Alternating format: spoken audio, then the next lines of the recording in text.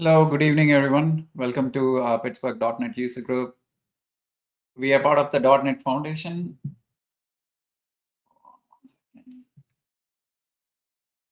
So you can follow us on the social channels and LinkedIn, and we do have a meetup.com/pgh.net. Please follow us, and we do have monthly meetups on .NET.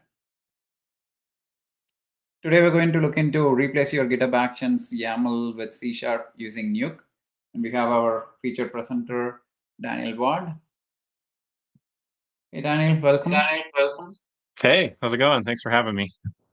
It's a pleasure. And start. All right. So, like Bala said, I'm Daniel Ward. This is replace your GitHub Action YAML with C# using NUKE. So, as a disclaimer to start this off, this will not apply to just GitHub Actions, but I kind of had to choose one for the title, and I think that's probably the most used one. But it works for Azure pipelines and Jenkins and TeamCity and a lot of stuff. And we'll sort of get into what I mean by replacing your YAML with C#, how exactly that works. The QR code on the slide here, it will also be on the final slide, so don't worry about missing it. But this just takes you to, I have a blog post on my blog up where you can find these slides. So if you're interested in going to any of the links or just seeing any of the content again, you don't have to save or screenshot every single slide or anything like that. You can just go to that post. So just to kind of give you an idea of what we're going to be going through, you can take mental notes. The outline of this presentation, the things we're going to cover what NUKE is, why you might want to use it, especially when compared to alternatives that are out there, both existing tools and YAML, right? And going off of that, we're going to go to the features NUKE has, like not just compared to the alternatives. Here are the pros that NUKE has. Here's the things it gives you. And then we're going to go over installing it, using it. We'll have a coding demo with setting up a NUKE project and actually using it, seeing what it looks like in action.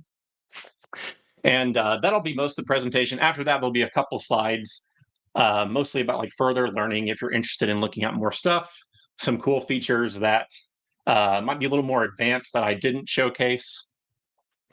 And then we'll wrap up.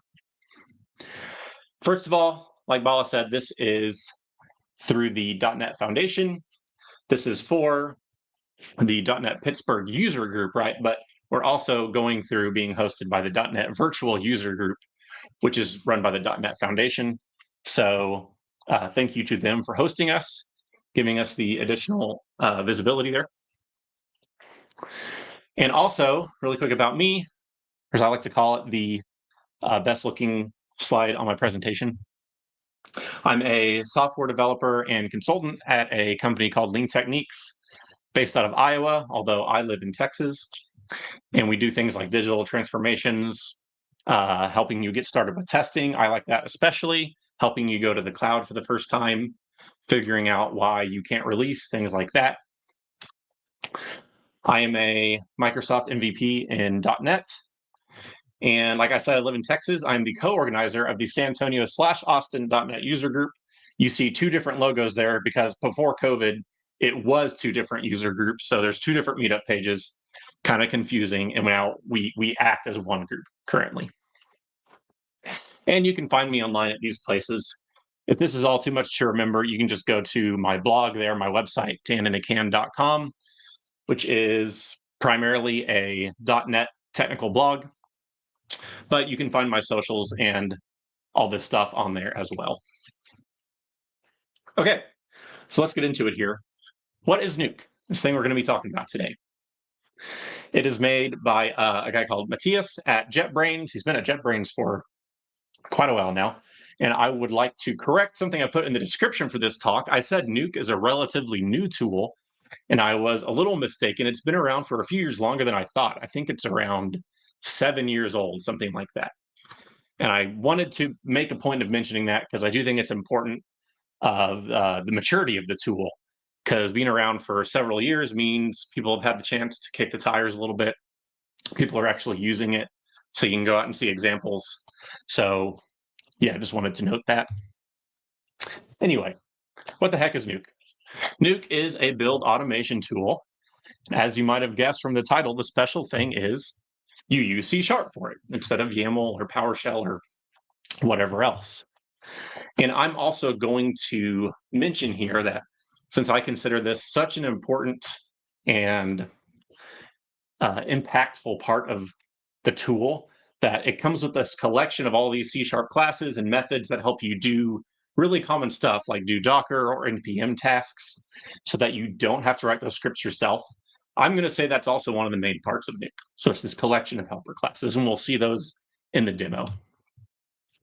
So the obvious question, I think, is why not use existing tools?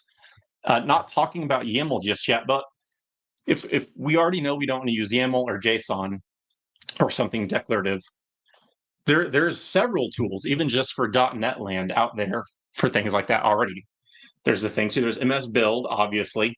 There's psake, which uses PowerShell, Fake, which uses F#, and Cake, which does use a C# DSL, but it's not fully integrated with C# tooling, like the IDEs, and you still have to use magic strings sometimes. Now, I have not used all of these, so I'm just going to kind of go what off the creator of NUKE said. He said, our team kind of used all these tools and evaluated them, and either, we're really a C# team, that's the tool we knew. Either it wasn't in C#, that's not what we were using, or it wasn't really extensible, or like I said with Cake, it's ultimately scripting and doesn't integrate with existing tooling. So he said there wasn't really a tool like this that was just plain C# out there already. And that's what I wanted, so that I just made it. Now, this is what I kind of consider the elephant in the room here. YAML is the big thing for pipelines, right? GitHub Actions uses YAML. Probably most of the platforms use YAML.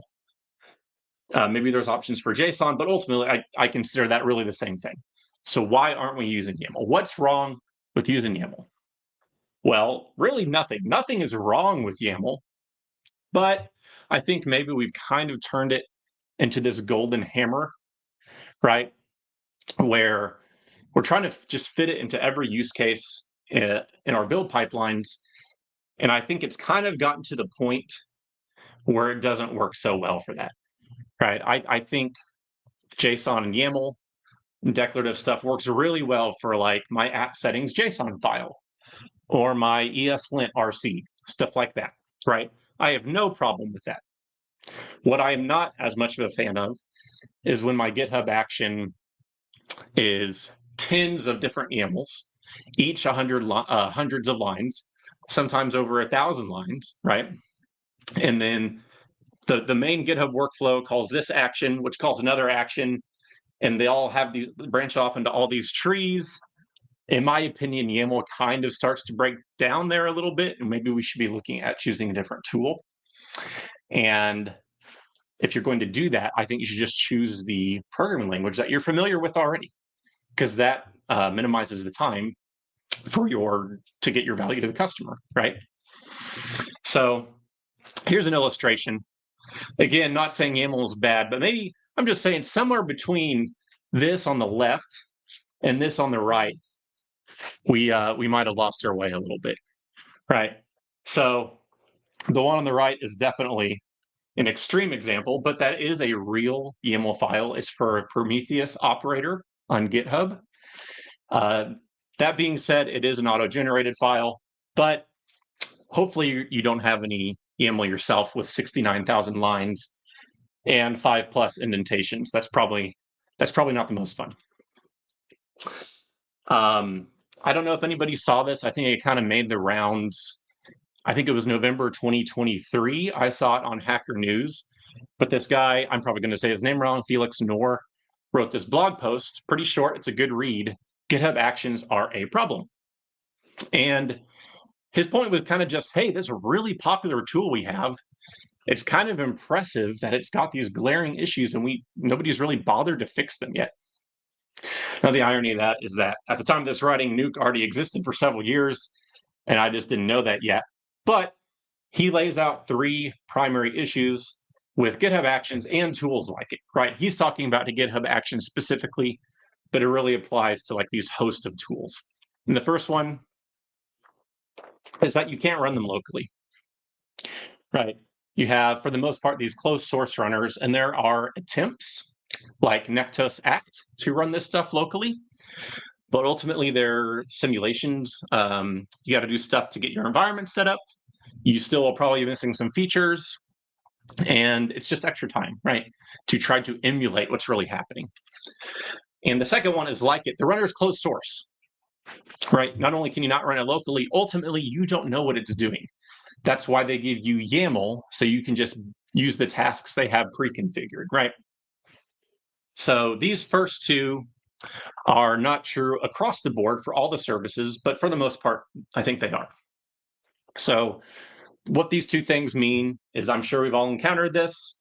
You have a new repo, or maybe you just want to make a little change to your pipeline, and it's just a bunch of trial and error. It might take 20 plus commits of just over and over to get it working.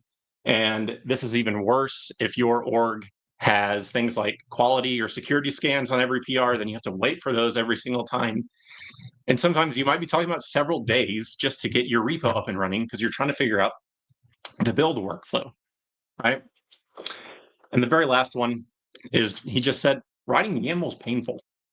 It's just kind of my point before, right? There's nothing wrong with that one on the left there, right? That's easy to understand when you look at it. That's fine.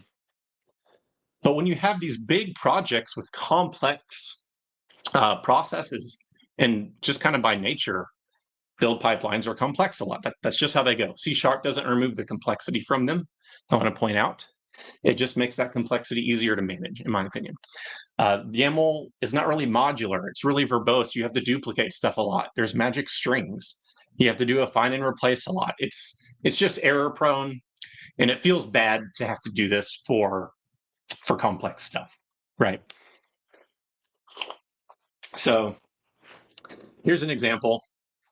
Probably all have felt this at one point or another.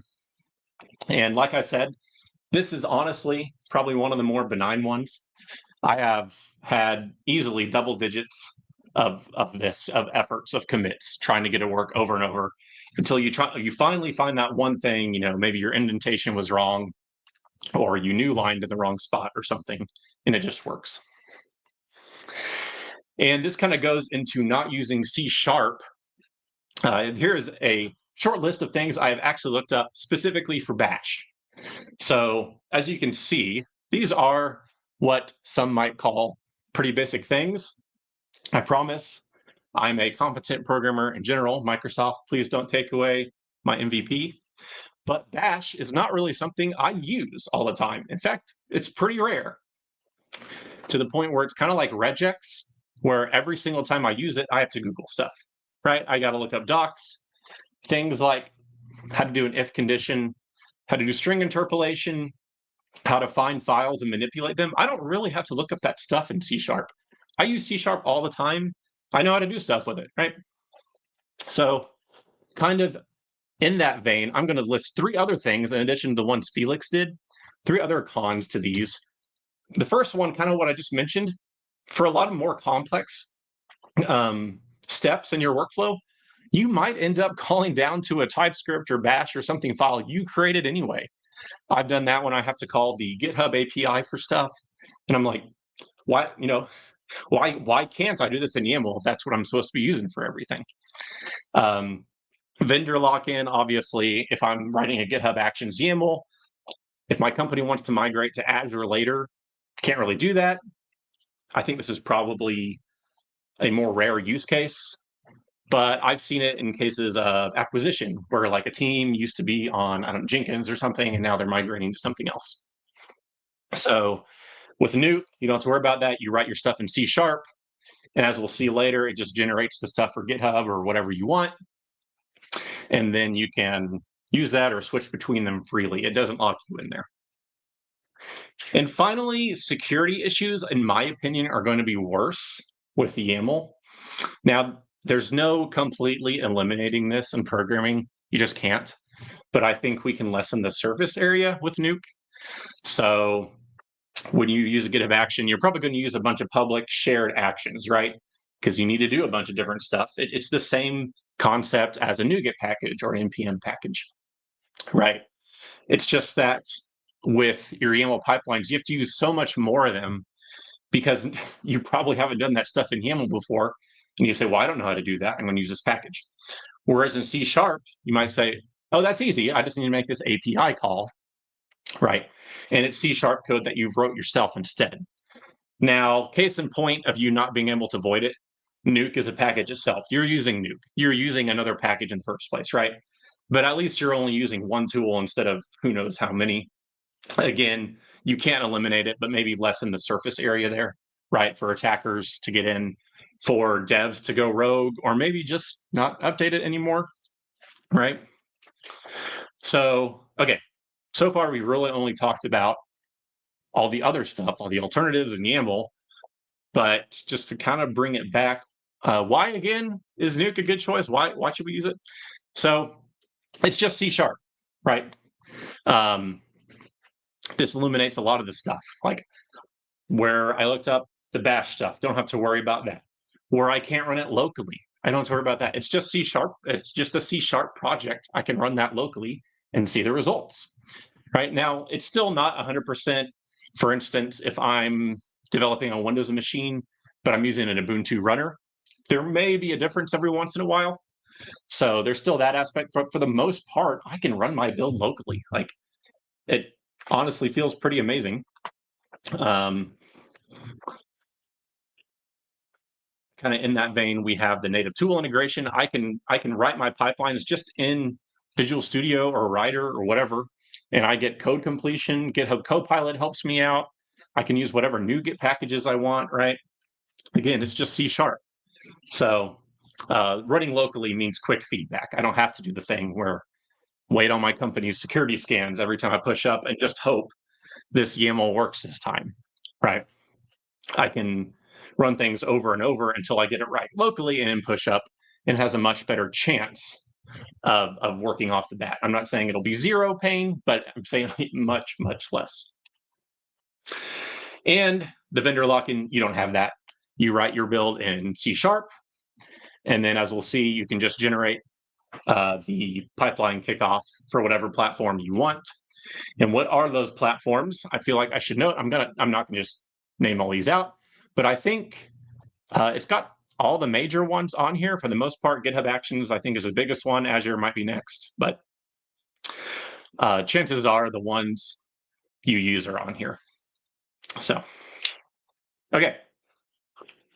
So like I said, NUKE's been around for a few years now, right? That means people have had the chance to actually adopt it.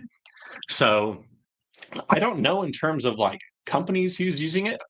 I couldn't find that information, but there's definitely big repos out there that are using it. So Avalonia, you probably heard of as UI for C#.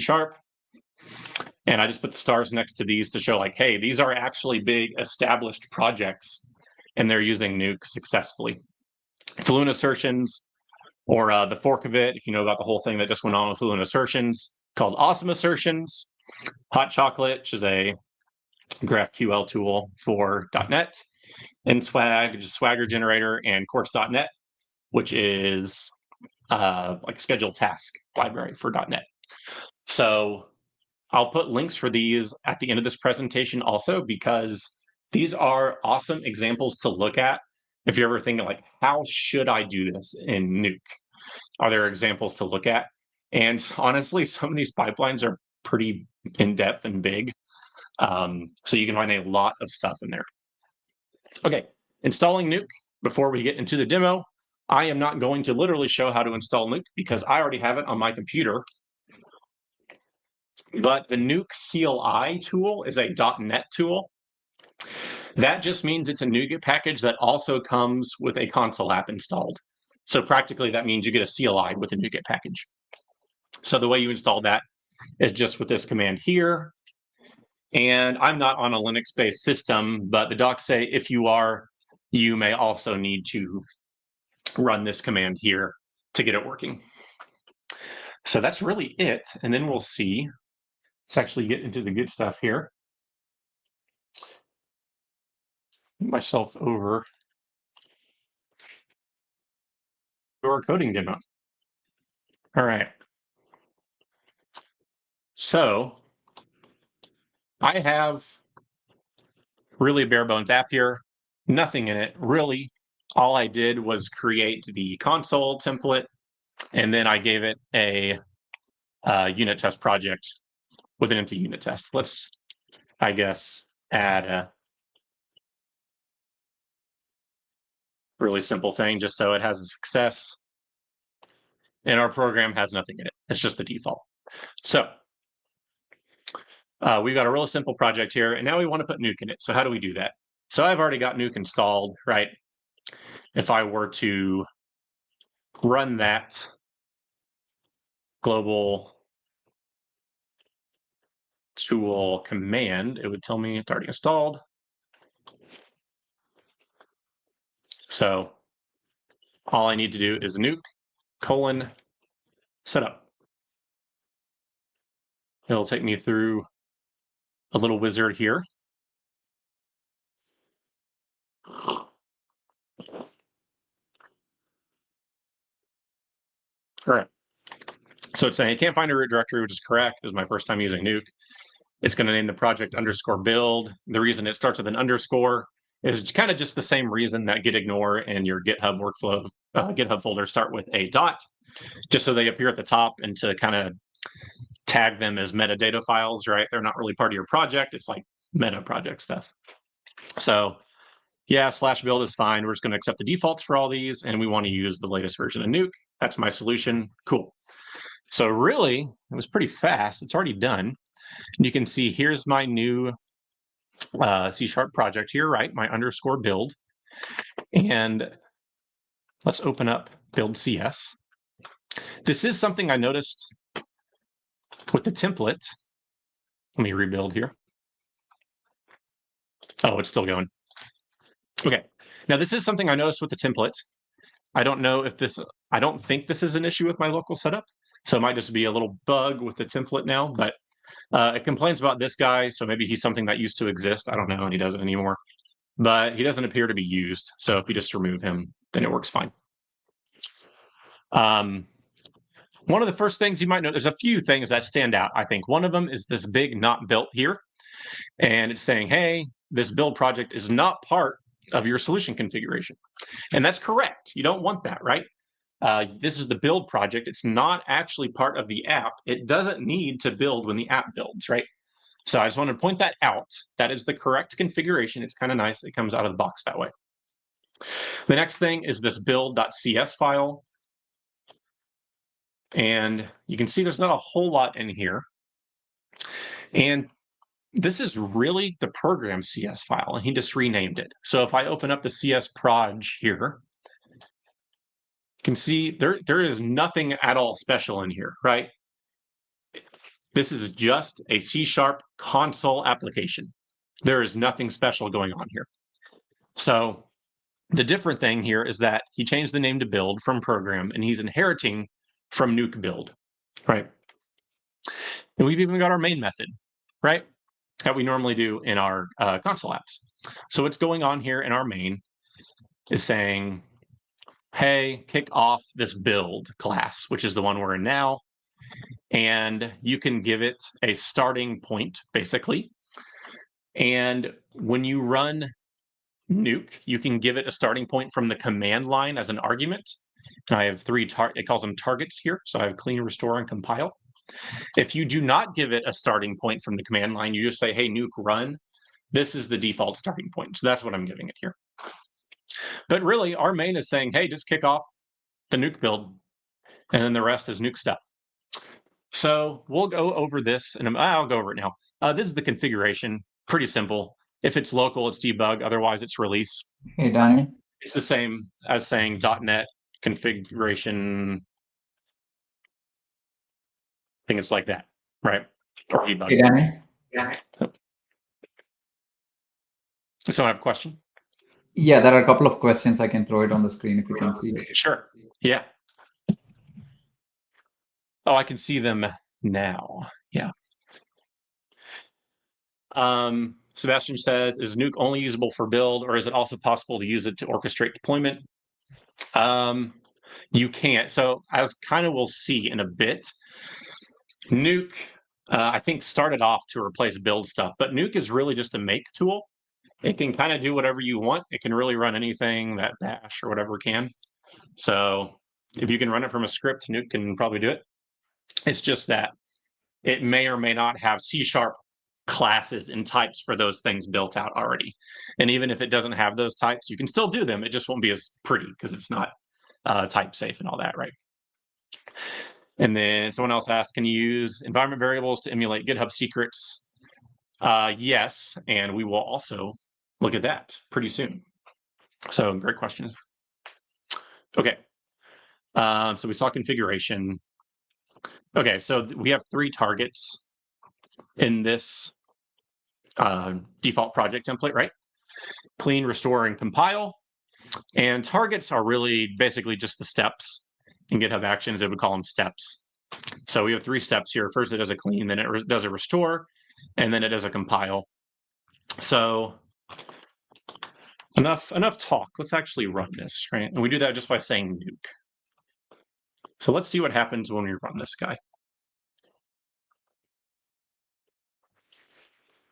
While this is running, I will also note we will go over these other files in the project too pretty soon, just to kind of demystify what's going on with all these files. Okay, so it says it took less than a second, but clearly it took a few seconds. And that's because it has to do a .NET restore on the actual _build project itself. So that takes like 5-6 seconds. But actually Nuke running took very quick. And that's because our targets are not doing anything right now. There's nothing in these execute blocks. However, we can see the order they ran in, and it did a restore. So it started and it did a restore, and then it did a compile, but it didn't do our clean. So why is that? Well, remember I said we have this default starting point here, right? And if I just say nuke and I don't give it a starting point, it uses that default one. So it started at compile, but compile wasn't the first one, right? It was restore. So how did that happen? So it did start at compile, but then it saw this depends on, which means, hey, I need, no matter what, even if I'm kicked off directly, I need restore to run before I do. So first it said, okay, then restore needs to kick off before me. Restore doesn't have a depends on, so it didn't kick off clean. And that's why you don't see it here. So this does have a before. That is not the same thing as depends on. I do think before is a little more niche. But basically, if you don't have a depends on, like you have a step that runs, and then you have 2 other steps after it that don't depend on anything, they could run in either order. It's not deterministic. So it could go A, B, or B, A. And before makes it not deterministic. Now, I don't know a use case you would use that where you wouldn't need depends on, but it's there if you need it. I'm sure there's use cases for some of that. I do also want to note for each one of these, you can go either direction. There's 2 for each one. And what I mean by that is there's depends on. I could have also done dependent for compile. And that's the exact same thing. Okay. So that can be a little confusing at first, like why are there all these ordering commands? And it's really just kind of to give you options, whatever you think is easier.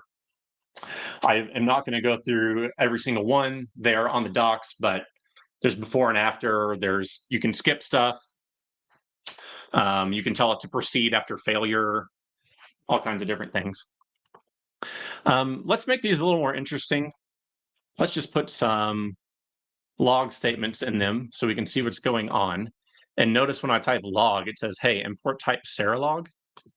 That's because Nuke already uses Seralog under the hood. It's already part of it. Can even show you here if I go to manage NuGet packages for build, filter by Seralog. So yeah, it's taking a bit, but Nuke uses Seralog under the hood. So whenever you call these built-in tasks like .NET tasks or Git tasks, they will have logging implemented already for you, and it's using Seralog. So I'll just so we can kind of see what's going on. I'll just log the name of the target here in each one. This was clean. I'm also going to make restore dependent on clean so we can see it run. And also notice when I referenced clean here, it wasn't a magic string, right?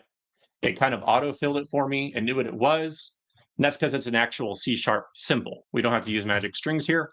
I could even do a refactor rename on it and name it, my whatever clean, and it renames both of them. So you don't have to do find and replace, stuff like that. Pretty great. So let's undo that. And it doesn't matter what you name these at all. It's literally just whatever you think explains the step well. So we got our logs here. We got our new depends on. I don't think we need this before anymore. Let's run our NUKE again. Oops.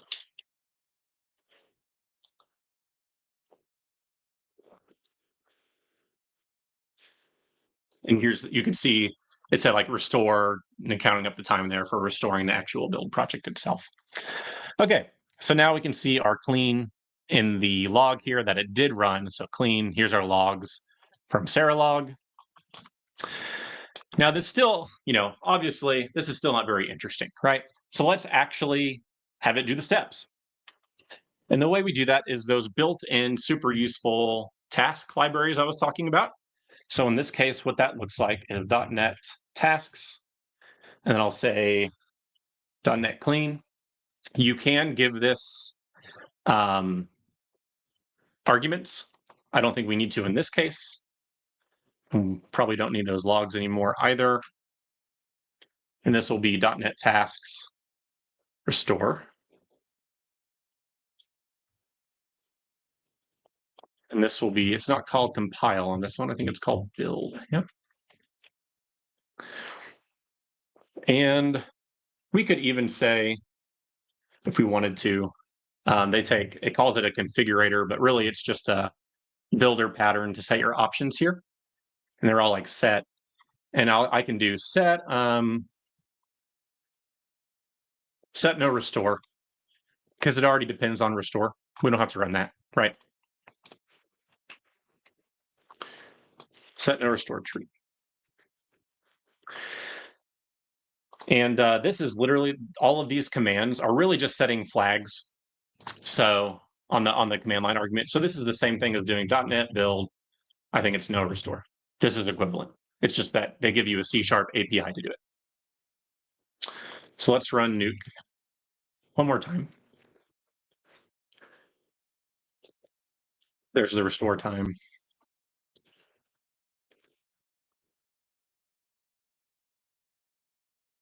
So here, started the clean. Now it's actually doing a clean. And you can even see the commands that it ran, just in case you want to validate that you're running the right stuff, or just if you want to see what it's doing. It shows you the commands it's running. And here's my restore. And here you can see in my compile, it did get the no restore flag, because that's what I told it to do. And we don't need to do that because we just restored. So it took a little longer this time because we actually did stuff. So that's expected, right? I don't want to make this a super complicated pipeline here, but there are probably some additional things you would typically want in a real build process, right? One of those things is paths, right? It's pretty common to say, like, I need to get this file off my system, or a file in my local, in the project directory or solution directory, right? But obviously the GitHub runner isn't going to have like C users dward in the file. It's going to have its own path, and especially if it's not even the same operating system. So NUKE kind of provides a lot of useful tools for this. It's got a type called absolute path. Actually, that's pretty close to what I wanted. Let's just keep that. Let's just keep that. I don't actually have a source directory, but it's a good example. So, and it's got this thing called root directory. I can do this dot because it's on the NUKE build. But as you can see, here's just the full path to the root directory. And then you might see this weirdness going on, right? And then it gets the source folder. So not only does NUKE have some built-in stuff for you, but is kind of funny. He actually overrode the division operator on this guy so that using it actually appends paths. It's like using path.combine. So on one hand, it's a little weird. On the other hand, it reads pretty nice, right? And you could keep doing that and adding more stuff, right? So, and that's a totally valid path. In fact, let's just see what it looks like. What is a valid path here? Let's just say NUKE example.app. Let's get my project directory. We'll call it app directory. And just to see what's going on, right? Let's say log information app directory. Even though this type is absolute path, it will log as a string when you get the value of it. So let's NUKE again.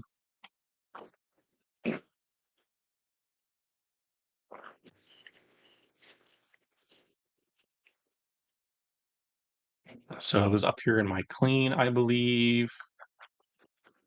Clean was kind of big. Here it is. So as you can see, it just kind of constructed that for me without me having to worry about it too much. It also provides a bunch of good helper methods for you. You can say like glob directories if you want to get a lot of them. It's not anything you couldn't do otherwise. It's just a lot of nice built-in tools to make it easier and less time consuming. So let's delete him. Actually, to illustrate something real quick, let's say even this is too magic stringy for you, right? You say, I don't want to, what if I change the name of my project? This now breaks, and it might take me a while to figure out why. So you can do this.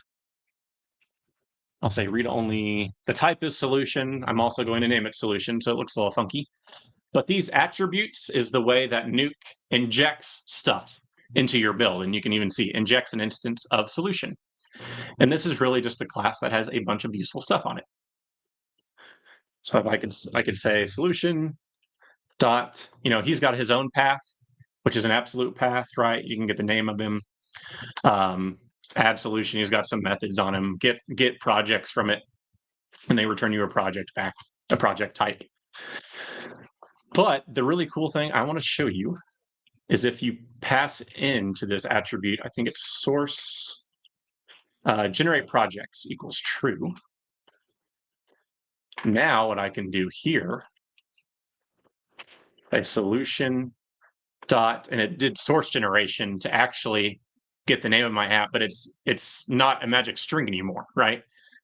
It's got an actual symbol in C# for my project type. So I think that's pretty cool, considering this is all I had to do to get that. And it just makes things less prone to breaking, really. And just, let's just demonstrate that. Yeah, just keep it as app directory. And I'm going to showcase something else here. That was way too much logging going on. So I think, what is it, set verbosity? Is that what it is? And then .NET verbosity.minimal. Let's do that. NUKE that.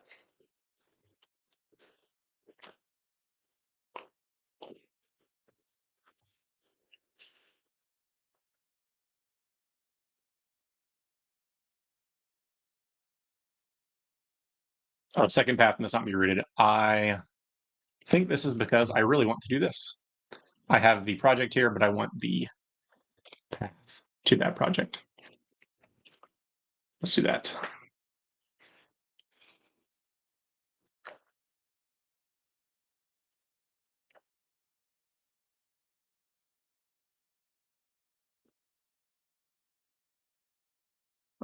It's one of those properties. I won't make you watch me figure out which property it is on there, but it's a nice tool. So you can avoid those magic strings. The next thing I would like to show is parameters. It's a pretty common thing. We have parameters and secrets into our builds, right? And actually, in fact, we're already using one here, as you can see. And this is another case, I'll hover over this one as well, of injection. You can say injected parameters, right? From the docs. And these can come from three places. They can either come from the config, the CLI as arguments, rather. They can come from environment variables, Or there's a third place. They can come from this parameters JSON file. And that's actually where this one is coming from, the solution that we used. So here's that. Let's make a new one. Let's call it, this will be fake, but API key, blah, blah, blah. And then let's inject that in. Say parameter, read only API key. Oh, read only string API key. You do need a type. And then let's just log that puppy, API key. So we don't have to wait on this whole thing every time. Let's just run clean directly. So that's a good example anyway of showcasing not using the default entry point, calling one out directly. And now, since clean doesn't have a depends on for anything, it's only going to run clean. So as you can see, I said log information API key, and there's blah, blah, blah. So that's pretty nice because, again, this is just a C# symbol, right? The value and the, I guess, parameter itself is really only defined in one place. Everything else just uses a reference to it, right? A C# reference, no less. So again, don't have to worry about magic strings or find and replace, stuff like that. And you can even say this, is a secret, if it's a secret, right? And I know it has some tooling for protecting your secrets. I'm not sure if you have to configure that or if it just does it out of the box, but okay, I've got a password, which I won't do right now, but that's because I'm trying to output a secret. So let's make a new target here just to showcase. The targets are really up to you. You don't have to stick with these three, and you can make as many as you want. So let's just make a new one here. Let's show that. Let's say a target, we'll call it test, right?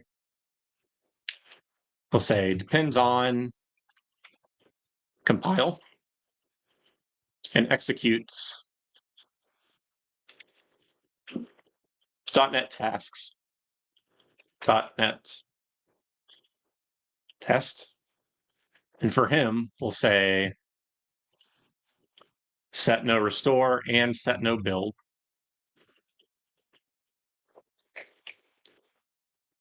True. And you could do a bunch of other stuff like set the test output directory, set. There's a bunch of stuff.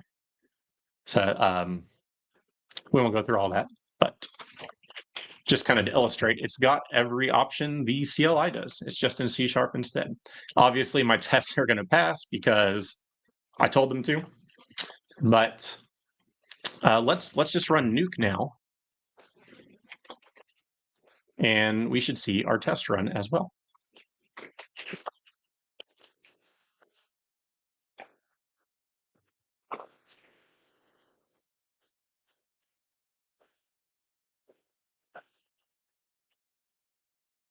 Oh, I did not take away my secret.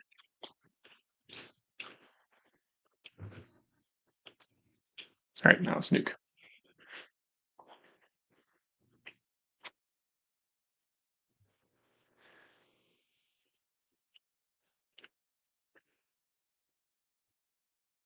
All right, let's print out my API key again on the compile. And then did not, oh, because I set the default target as compile, so it skipped the test. So I can just say .test, it knows what that target is.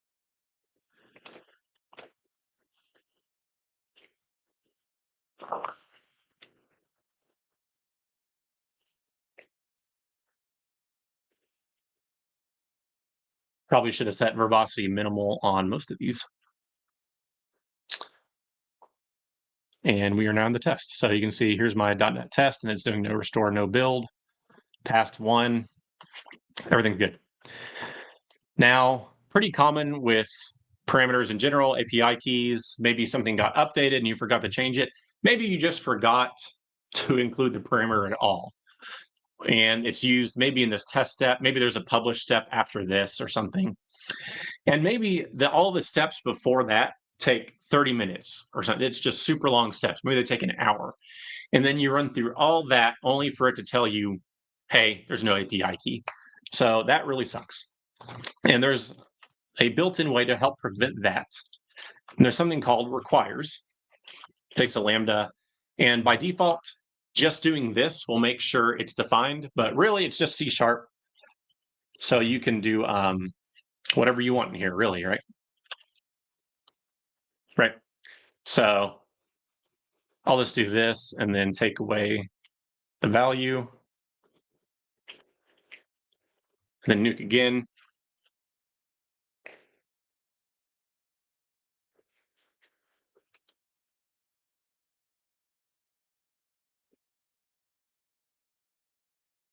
And you can see nothing even ran.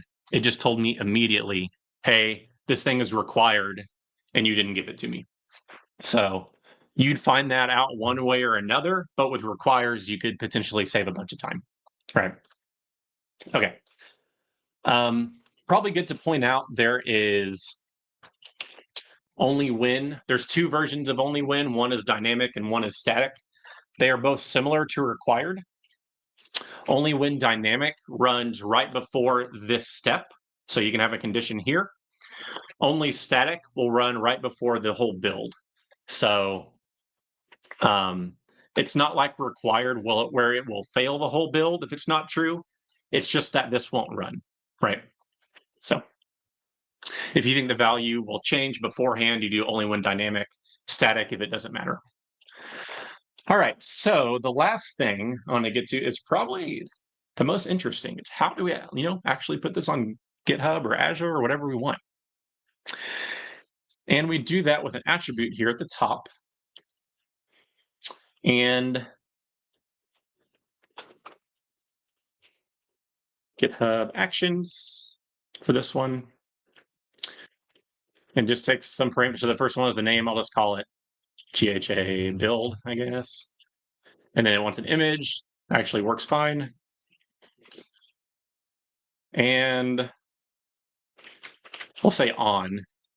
And then just say any, I just want to see this run immediately. So we're going to say any push. I want to see this guy run. Then invoked targets is going to be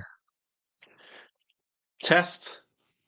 So that way everything else will run because of these dependencies. And then if I wanted to, I could even say import secrets and say API key, right? Just make some up, but it'll be good to illustrate. So from this, NUKE will actually generate your GitHub Action YAML. So to generate it, NUKE needs to run somehow, but it actually doesn't need to run your build.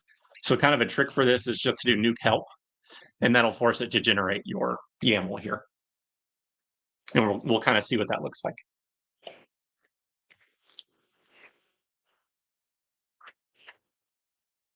All right. So now we now have a CI folder, and here's our GHA-build. So we do still have a GitHub action, but this is the whole thing. It's 38 lines, right? So like I said, it's on push, like I asked for. It's using Ubuntu latest. So it still does a checkout action because you have to do that. It caches my NUGET packages for me, which is nice.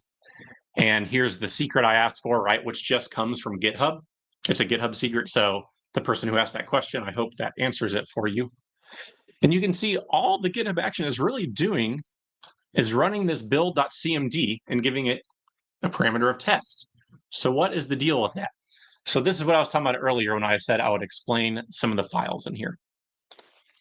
So in this boot folder, there's these 3 build files, which if you happen to look in the project you're on your own time later and get confused because this boot folder does not actually exist, it is a virtual folder just made to make it easier for you when you're in an IDE. But really,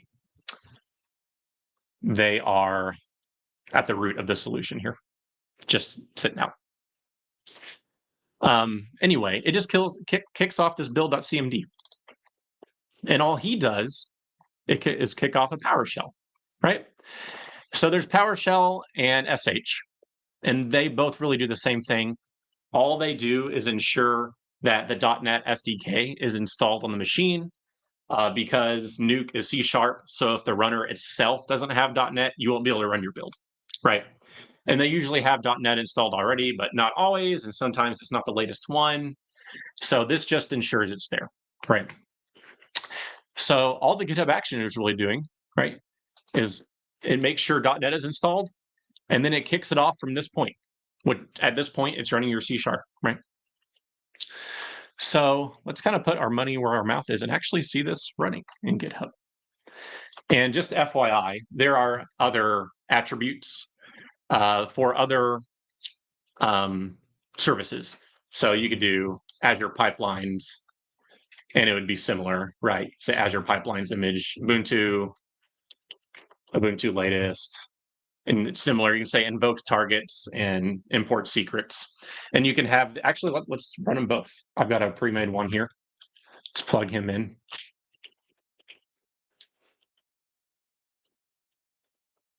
And I guess he's not going to want to work, but I mean, it's pretty simple. Say build. Say Azure Pipelines image, Ubuntu latest, Azure Pipelines image, Windows latest. Say auto generate is true and invoke targets starting from test.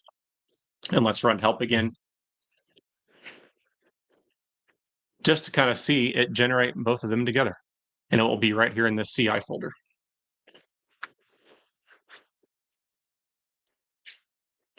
So now I've got an Azure Pipelines build, right? And he is a little longer just because Azure Pipelines works differently.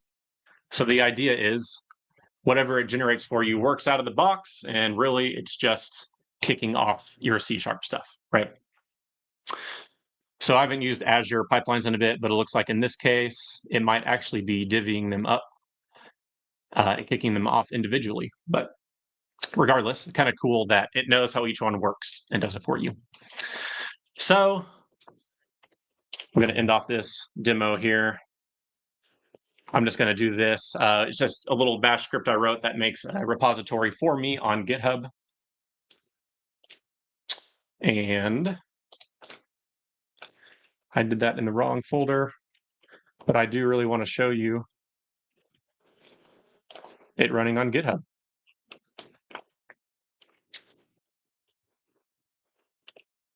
Select.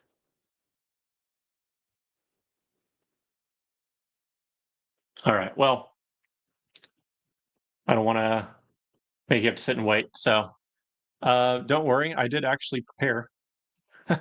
And I have an example one out there already. So it's just the exact same thing I have locally. And you can see it all runs under one little node here, but you do get pile. You do get like legit logging here. Here's NUKE.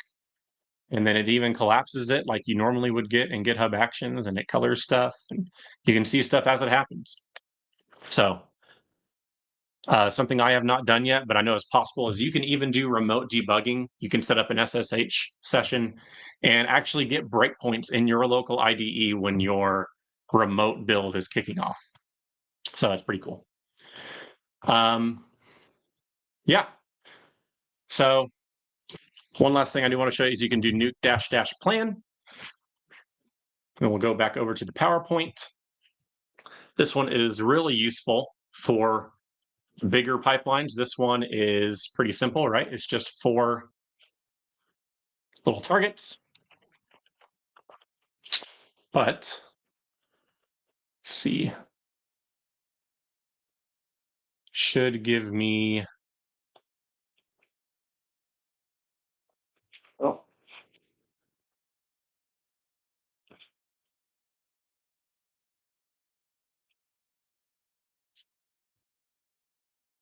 well, maybe not. They might have changed what it's called, or I'm calling it with the wrong dash plan. So not sure. Could be, yeah, I don't know. So that's okay. What happens is it gives you a little, because it wants me to pick an app to open it with. Oh, Windows. Okay, just once.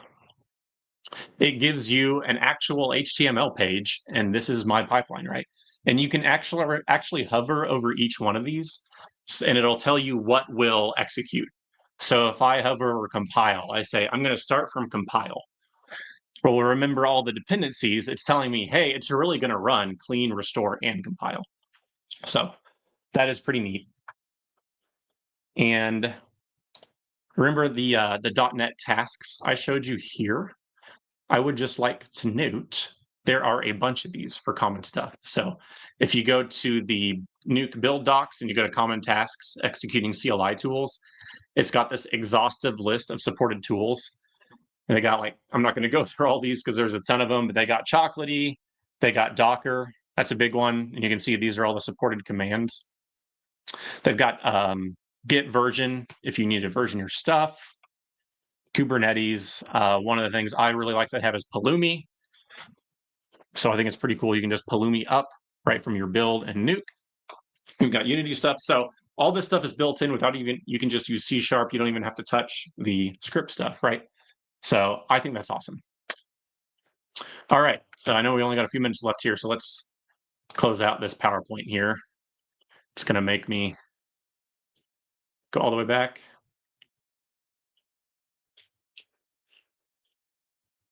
All right. So these are a few things, just kind of other really cool stuff if you want to dig into it yourself.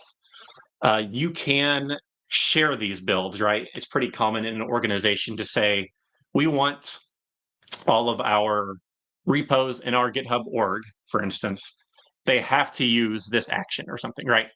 Well, these are just C# projects, right? So you can export them as NuGet packages and share them, or you can share them as .NET global tools, and people just install them just like I installed NUKE. And they come with all their dependencies and everything. There's the remote debugging I talked about. And finally, it's got some social integrations built in. So it's got Slack, Teams, Twitter, and Gitter, useful for announcing like, hey, a build succeeded or a build failed, right? So pretty simple. You need your webhook. You tell it what you want to say, and that's pretty much it. Everything else is built in. I will give some cons just to be transparent here, right? GitHub Actions, the YAML, is more popular, and probably true with the other, big 3 or big 5 or so services as well. So that means when you Google or the docs or stuff, or just blogs, videos, resources, there's going to be more of that stuff for GitHub Actions if you find yourself stuck. I think if you're just using C# with NUKE, you'll find yourself stuck less, but it's something to consider. If your org is not just a .NET shop, you have multiple languages across the teams, you won't be able to intersource and share your knowledge as much, right? If a team is using Java and they say, hey, other team, how'd you do this in GitHub Actions? They can't tell you because they say, oh, well, we used NUKE. We didn't use YAML, right? So that could be a disadvantage. And finally, in my opinion, GitHub Actions, YAML, and just the similar services, if you don't know those at all, I would learn those first because they're just good to know for your own career. Those are going to look good on your resume. People are probably going to kind of expect you to know those at least a little bit. So I would recommend being familiar with that before you dive into NUKE. And here's some links if you want to look at the PowerPoint later. Here's those repos of some pretty in-depth. I've already got it open here. NUKE build. So here's the Fluent Assertions repo, and you can see he's got a .NUKE folder. Here's his build folder. Here's his build CS. And just this is quite big, right? So he's got a lot of targets. He's doing some other stuff, which is kind of cool. Like he's actually installing Node in his .NET build. So these are just really good examples of things that are possible and how to do them. Oops. And that's it. So like I said at the beginning, you can scan this QR code if you would like the slides and take any more questions if there are any. And if not, thank you again, Bala and .NET Foundation and Pittsburgh .NET User Group for having me. Perfect, Dan. Thank you very much. Appreciate your time. And it's been pretty good session. Don't see any other questions. I think it's a pretty good wrap. Thanks everyone for joining us. We'll see you again next month. Thanks again. Yeah. Thanks everyone for joining.